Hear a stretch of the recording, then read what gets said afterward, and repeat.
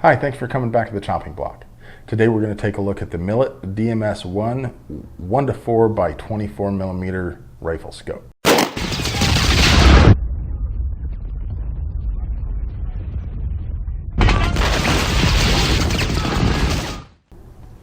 Okay, so obviously it's a variable power scope with 1 power at the low end for speed at close range.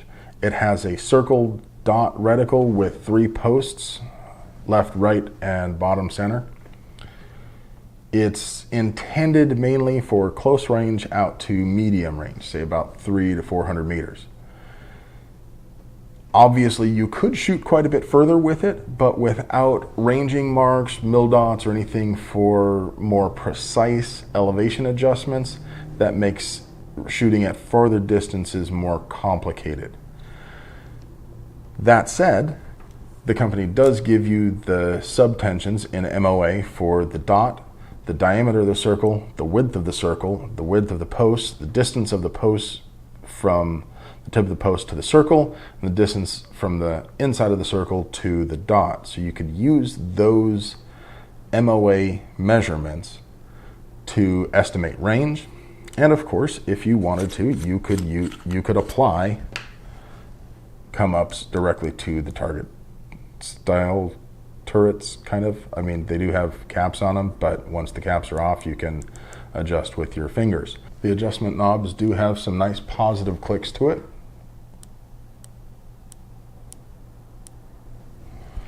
They are kind of spongy and a little bit of drag between each click, but very positive. You can tell exactly where each click is. And as far as the feel of the click, that's kind of a subjective thing. I like the really clicky clicks with less drag between each one, but everybody's a little different in what they like the most. They have this little adjustment ring on here, or zero ring on here. This doesn't change the point of impact at all. What you do is you find the witness mark on the threads here. After zeroing your rifle, you rotate this little slot around until it lines up with this witness mark, so that if they get bumped, of course you can put them back, or if you know that a target is at 650 meters and you know the drop of your load at that distance, you can apply come-ups in MOA. Maybe not the ideal way to use this sight, but it is something that you could do with it.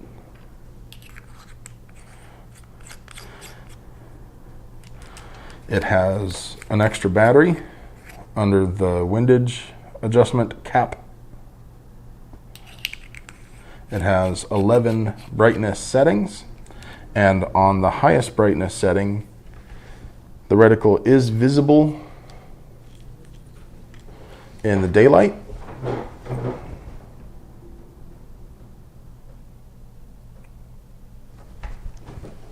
But when I say that the reticle is visible in the daylight, I don't mean that it pops like, I don't know, a TA-31 with the fiber optic and all that.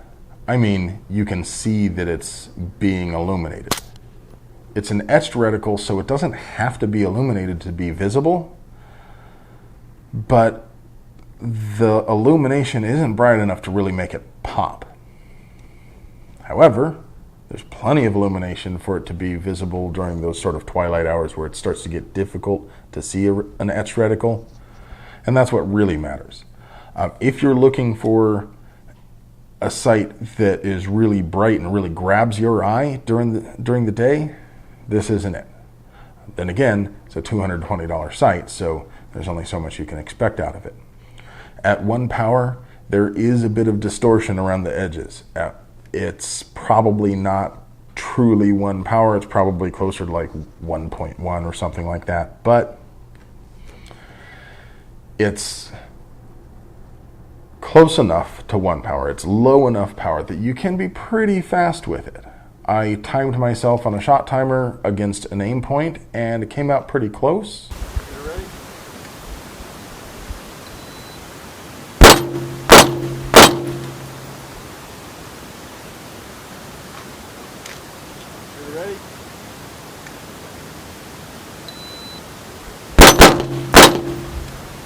You can see that I was a little bit faster with the aim point. That could have just been because I went with aim point second and had a couple of more shots on the target earlier, and therefore was able to just get on that trigger a little faster. But the real takeaway is that it was pretty close either way.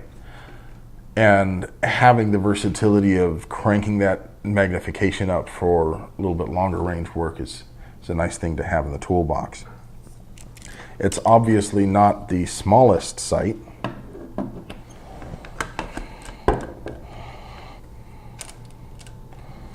Takes up a fair amount of room on here. The eye box is large enough that no matter where my eye sits as far as the distance from the sight, I can see through it just fine on one power. Left or right, up or down, it's not as forgiving. You're going to have some muscle memory of hitting that stock on your cheek in exactly the same point every time to be able to be really fast with this. If you come up and your eye is not quite aligned perfectly, you'll chase the reticle just a little bit. As with everything, there's some positives and negatives to it. This was a really popular sight a few years ago when it first came out. Like everything, the AR community sees something else shiny and it goes to that next. But this is still a really relevant, useful sight. A friend of mine had one of the troops in his squad in Afghanistan had one of these on his rifle, went through the whole deployment and managed not to break it.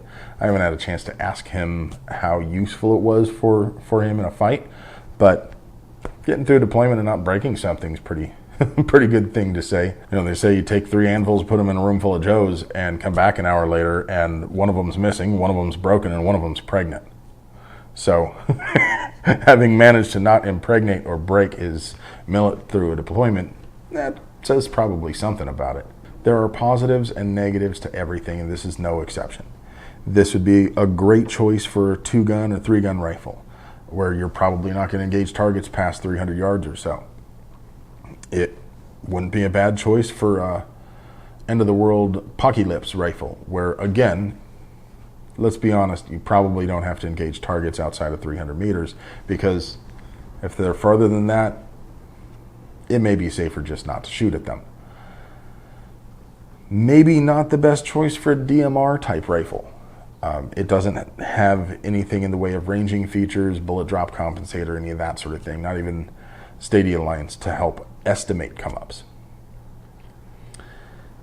But for $220, it is a very versatile sight.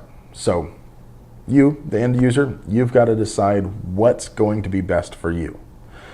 It was graciously provided to me by Optics Planet, and if you have the time, head on over to their website, take a look at the things that they have in stock. They've got lots of stuff that are not optics.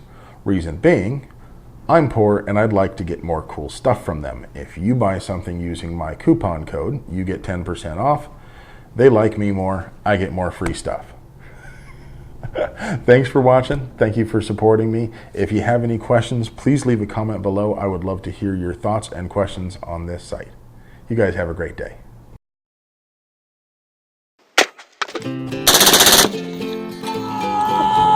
You got